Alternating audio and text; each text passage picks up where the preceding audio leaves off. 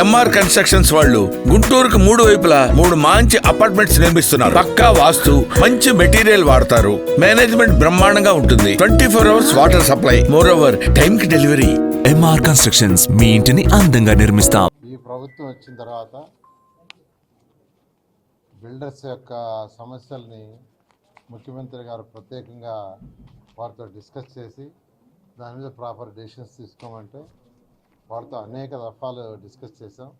ఈ రాష్ట్రంలో ఉన్న అనేక రియల్ ఎస్టేట్ డెవలపర్స్ కావచ్చు, బిల్డర్స్ కావచ్చు, వాళ్ళతోటే అనేక మార్పులు చేర్పులు చేశాం.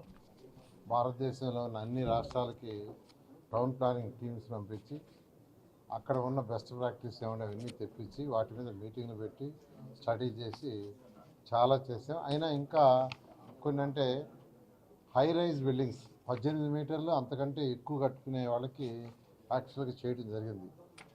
అయితే 18 మీటర్లు వాటికంటే తక్కువ అంటే నాన్ హై రైజ్ బిల్డింగ్స్కి వాళ్ళు కూడా అప్రోచ్ చేయాలి.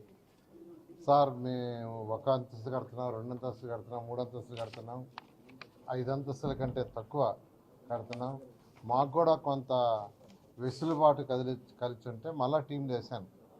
డిఫరెంట్ స్టేట్స్లో ఎలా ఉందో అవన్నీ తెప్పించాము.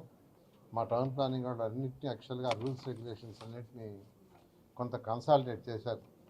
దాని మీద ఈరోజు అనేక ఆర్గనైజేషన్స్ ఎవరైతే ఉన్నారో వాళ్ళందరినీ రమ్మన్నాం. వాళ్ళతోటి లైసెన్స్ సర్వేస్ కూడా రమ్మన్నాం. వాళ్ళతో కూడా కూర్చొని ఈరోజు అనేకమైన డిస్కస్ చేసాం. ఎక్కువగా నాన్ హై రైజ్ బిల్డింగ్స్లో సెట్ బ్యాక్స్ గురించి ఎక్కువగా అడిగారు. దాని మీద కూడా పక్కన తమిళనాడు ఎలా ఉంది, కర్ణాటక ఎలా ఉంది, పక్కన కర్ణాటక కావచ్చు, మహారాష్ట్ర కావచ్చు, తెలంగాణ కావచ్చు, ఇలా ఒరిస్సా అదర్ స్టేట్స్లో ఎలా ఉంటే అవన్నీ స్టడీ చేసింది వాళ్ళతో డిస్కస్ చేసాం. వాటిలో దాదాపు ఒక 75% ఆల్మోస్ట్ వాళ్ళు అడిగిన యాక్సెప్ట్ చేసాం. మరొక 25%లో కొన్ని వీలు కావు. ఎందుకంటే అల్టిమేట్గా టౌన్ ప్లానింగ్ ఉండేది ఏంటంటే ఎవరైనా ఇల్లు కట్టుకుంటే వెంటిలేషన్ కావచ్చు, ఎయిర్ ఫ్లో కావచ్చు, ట్రాఫిక్, తర్వాత ఆ లేఅవుట్స్లో పార్కులు, ఇవన్నీ అంటే స్కూల్స్, హాస్పిటల్స్ అన్నీ రావాలనే ఉద్దేశంతో ఒక టౌన్ ప్లాన్ సిస్టమ్ ఉంది. టౌన్ ప్లానింగ్ సిస్టమ్ ఉండేది అందుకనే. For example Amaravati capital city తీసుకుంటే అందులో 27 యూనిట్స్ చేసాం.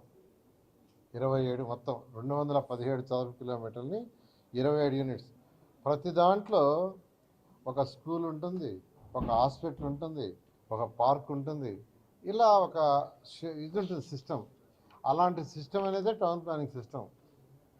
నేను అదే చెప్పాను, రియల్ ఎస్టేట్ బిల్డర్స్ మాకు అది తీసేయండి, ఇది తీసేయండి అంటే అన్నీ తీసేసేందుకైతే టౌన్ ప్లానింగ్ ఎందుకు, కొన్ని రిలాక్సేషన్ చేస్తాం. ప్రాక్టికల్గా రియాలిటీ ఇంకా కొన్ని ఉన్నాయి. సర్క్యులర్ ప్యాటర్న్ తీసుకొచ్చాం. అదేంటంటే ఇప్పుడు లాంగ్ బ్యాక్ 500 సంవత్సరాల క్రితం, 300 సంవత్సరాల క్రితం, 200 సంవత్సరాల క్రితం చిన్న చిన్న విలేజ్లు టౌన్లు అయిపోయినాయి. ఆ రోజుల్లో ఆ వీధి వెడల్పు 10 అడుగులే ఉంటుంది, లేదంటే 11 అడుగులే ఉంటుంది, 12 అడుగులే ఉంటుంది. ఇప్పుడు ఎలా ఉన్నాయి రూల్స్? 12 అడుగులు వెడల్పు ఉండేది ఉన్నాయి, మొత్తం ఇల్లు కట్టేశారు. 2 అంతస్తులు ఉన్నాయి, 3 అంతస్తులు ఉన్నాయి, 4 అంతస్తులు ఉన్నాయి. రోడ్డు వెడల్పు 12 అడుగులే. ఇప్పుడు ఎవరైనా ప్లాన్కి అప్లై చేస్తే 40 అడుగులు రోడ్డు వదలమంటున్నారు. ఆయన సైట్ వెడల్పే 30 అడుగులు ఉంటే 40 అడుగులు వదలమంటే ఏముంటుంది? ఏం మిగలదు. అందుకని సర్క్యులర్ ప్యాటర్న్ తీసుకొచ్చాం. అంటే అలాంటి టౌన్లో, పాత టౌన్లలో ఎంతైతే రోడ్డు ఉందో అది ఫైనల్. అంటే అక్కడ 15 అడుగులు ఉంటే అక్కడ బిల్డింగ్ అప్లై చేసుకునే వాళ్ళకి నాన్ రైజ్కి 15 అడుగులకి యాక్సెప్ట్ చేస్తుంది ఇప్పుడు కంప్యూటర్.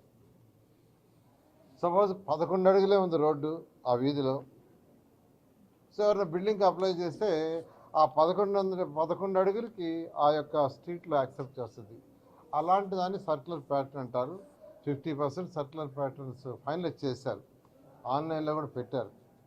అంటే టౌన్ ప్లానింగ్ వాళ్ళు అవి పోయి చూసి ఫిజికల్గా కొలతేసి ప్రజెంట్ ఎన్ని అడుగులు ఉన్నాయో దాని ప్రకారం పెడుతున్నారు. ఇవన్నీ కూడా ఇవాళ డిస్కస్ చేసాం. ఇవన్నీ డిస్కస్ చేయడం జరిగింది. తర్వాత లైసెన్స్ సర్వేయర్లు ఫీజు తగ్గించమన్నారు.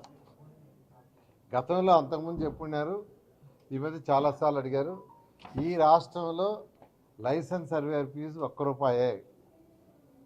₹1 కడితే చాలు. గతంలో 2,000, 3,000 రకరకాలుగా ఒక్కొక్క మున్సిపాలిటీలో ఉంటుంది. అలా కాకుండా ఈ అన్ఎంప్లాయీస్ ఎవరైతే ఉండారో గ్రాడ్యుయేట్స్ వాళ్ళందరికీ ఇబ్బంది లేకుండా సివిల్ ఇంజనీర్లు ఉండారు, డిప్లొమాలు ఉండారు, వాళ్ళందరూ ఈ టౌన్ ప్లానింగ్ అప్లై చేసుకోవటానికి అందులో సెల్ఫ్ డిక్లరేషన్ పెట్టాం. సెల్ఫ్ డిక్లరేషన్ పెట్టినప్పుడు ఇంకా ఎక్కువ మంది కావాలా, అన్ఎంప్లాయీస్ వాళ్ళు కూడా చేసుకుంటారు. కొన్ని దగ్గర లైసెన్స్ ఫీజు 10,000 కట్టాల్సి వస్తుంది, కొన్ని మున్సిపాలిటీలు 5,000, కొన్ని మున్సిపాలిటీలు 2,000. అలా కాకుండా ₹1 లైసెన్స్ ఫీజు పెడుతున్నాం. ముఖ్యమంత్రి గారు చాలా క్లియర్గా చెప్పారు, అన్ఎంప్లాయిడ్ గ్రాడ్యుయేట్స్ అందరూ ఏదో ఒకటి చేసుకునేటట్టుగా చేయండి అని. దాని మీద ఈ ₹1 డెసిషన్ తీసుకోవడం జరిగింది. దీనికి కూడా ముఖ్యమంత్రి గారు కూడా ప్రత్యేకంగా ధన్యవాదాలు తెలియజేస్తున్నాను. అయితే ఇవన్నీ కూడా ఇవాళ డిస్కస్ చేసినవన్నీ కూడా మరలా శుక్రవారం డిస్కస్ చేస్తామని అధికారులకు చెప్పాను. అధికారులు మళ్ళీ ఒకసారి ఇవన్నీ స్టడీ చేసి అదర్ స్టేట్స్లో కూడా ఎలా ఉన్నాయో కొన్ని డౌట్స్ వచ్చినాయి. ఆ డౌట్స్ మీద వాళ్ళకి ఇన్స్ట్రక్షన్ ఇచ్చాను. వాళ్ళందరూ కూడా డిస్కస్ చేస్తే కమింగ్ ఫ్రైడే మళ్ళీ వీళ్ళందరినీ కూడా రమ్మన్నాను. వీళ్ళతో మీటింగ్ పెట్టి అవి ఫైనలైజ్ చేయడం జరుగుతుంది. భారతదేశంలో ఏ రాష్ట్రంలో టౌన్ ప్లానింగ్ ఈజీగా ఉందంటే ఆంధ్ర రాష్ట్రం. అలాంటిది యాక్చువల్గా సిస్టమ్ తీసుకొస్తున్నాం. ఇప్పటికే వాళ్ళందరూ హర్షాన్ని వ్యక్తం చేస్తున్నారు. ఖచ్చితంగా చేస్తామని తెలియజేస్తాను. Thank you.